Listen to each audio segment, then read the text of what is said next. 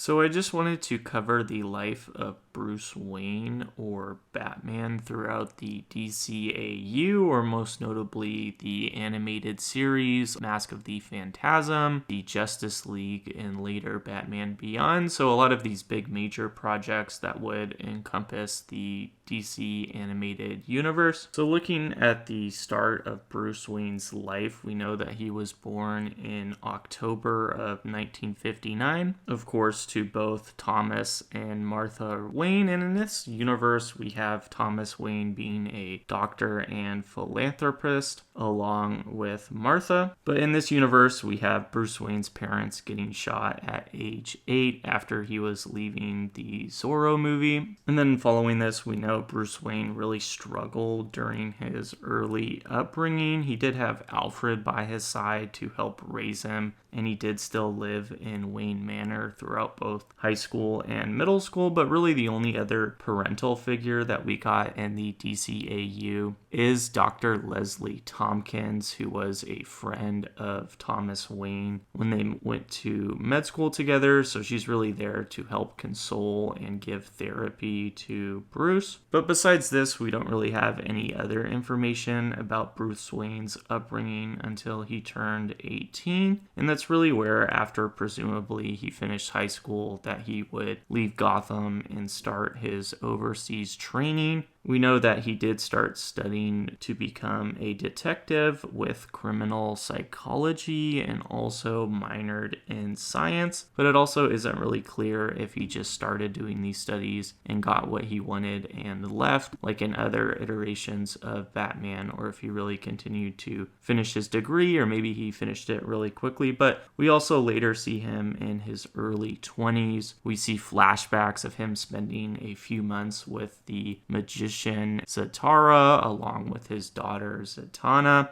And we also see him in several other episodes that included flashbacks, him undergoing rigorous karate and jiu-jitsu training under some pretty prominent masters overseas. And then this would really lead into his return to Gotham in the flashback events of Mask of the Phantasm. And I would say he's around 23 to 26. And we really see Batman starting to use his skills for good at night. But this is really kind of just more experimental, and we see him being really green. In terms of his vigilante work, we see him with a ski mask and just regular clothes, along with a simple utility belt with a few utilities. But we don't really see Batman being too effective, and it's heavily implied that a lot of criminals don't really take him too seriously during this time. But really, I would say one of the main focuses of Mask of the Phantasm is, of course, Andrea Beaumont, not just in her secret identity as the Phantasm Vigilante, but really her overall relationship with Bruce Wayne, as it's really touched upon that they were meant to be. But of course, we know that her father kind of forced her to move, and that didn't really play out. But I think what's really significant here in comparison to other Batman works is you don't really have this relationship with Andrea Beaumont. I would say this is pretty unique to this universe, and I would say this really acts as a second tragedy to Bruce Wayne, and this is really where we see him channeling that energy to fully create his path of becoming Batman. We see him turning that cavern into a full Batcave, and we see him both creating the Batman mask and suit and donning it for the first time, which would really lead into the later version of Bruce that we see in the animated series. So of course, through the first season, we really see Bruce honing in on detective work of Gotham, and you get a fair share of his rogues gallery. And of course, you have the connection to Mask of the Phantasm. I would say that first about 10-minute scene before the flashback going back to tell the story of both Bruce and Andrea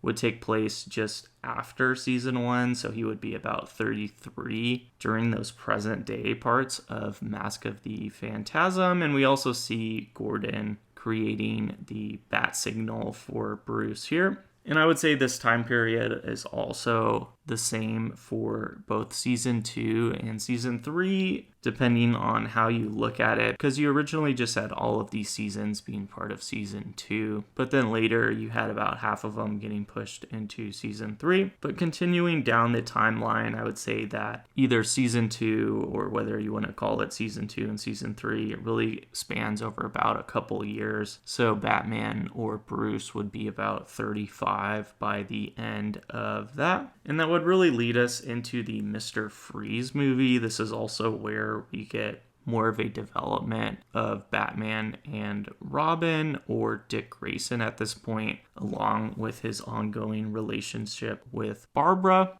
And I would say, although it's animated, this would arguably be one of the better portrayals that we've probably gotten of Mr. Freeze. And I think this is just an overall classic Batman animated movie, and really kind of serves for the finale of the animated series, because although you do have a continuation of this continuity after this, you have a little bit of a style deviation. You then have the Batman New Adventures taking place right after this, and in that you have a flashback showing the fallout between Dick Grayson and Bruce Wayne, but you have the majority of the New Adventures taking place when Bruce is 39, and this is really where we see Bruce getting Tim Drake as the new Robin, and you also have Dick Grayson returning as Nightwing, and you see more of Barbara Gordon as Batgirl. So you have a really good introduction of the Bat family here, along with new classic villains or the returning rogues gallery from the animated series. And this would really lead into the formation of the Justice League. I would say Bruce is 41 at the very start of this, but the Justice League, along with the later Justice League Unlimited show, would really go through a span of a few years. So I would say that Bruce Wayne is in his early to mid 40s during this time. But going into the events leading into Batman Beyond,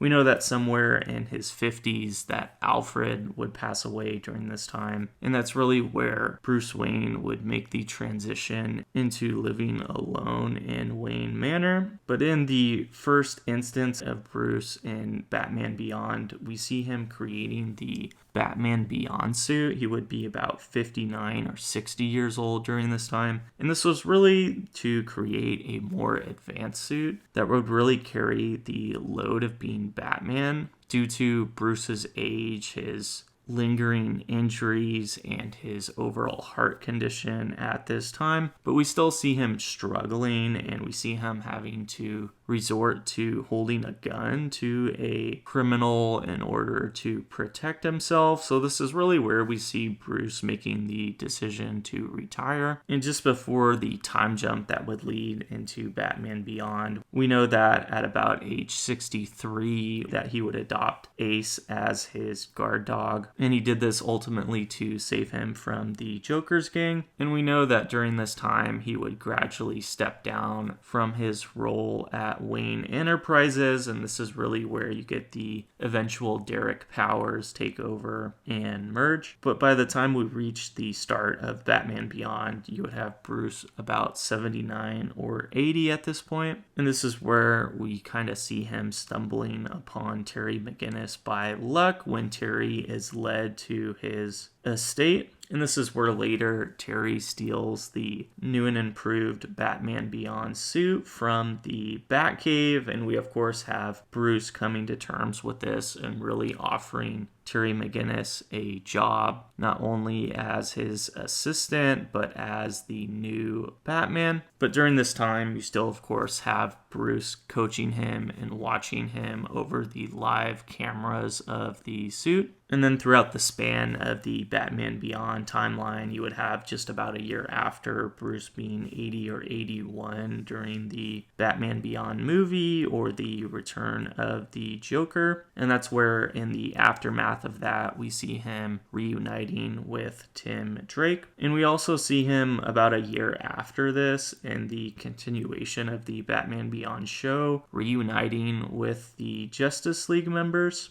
But then due to the end of Batman Beyond, just through some comics, we have some instances just a few years after this in his mid 80s that Bruce and Terry have a brief falling out. So that's really where Terry would go to Dick to continue some of his mentorship as the new Batman. But we see in the Justice League epilogue episode, which is also a further time jump from this, that Bruce and Terry were able to stand the test of time. And we also have the plot twist of Terry learning that Bruce is actually his biological father due to the Amanda Waller project, where she would inject Bruce Wayne's DNA into Terry McGinnis's father in hopes of creating a new Batman. And this is really Bruce at about age 95 or 96. And we see him no longer kind of coaching Terry, but we do still see that Terry is still a big part of his life. And we, of course, see Bruce still living in Wayne Manor. And just some of my overall thoughts on this, I think what's really notable is that you have a full continuity of Bruce Wayne. I don't know if in any other versions of Bruce, if you really get a full development of him from start to finish. And I think there's several instances throughout the animated universe where this could have paused. You could have been lucky just to get the animated series or Mask of the Phantasm on top of that. But really, I think what the gold here is continuing the later side of his life and coming up with the concept of Batman Beyond. I think that really has to be traced back to the DC animated universe here, and I really think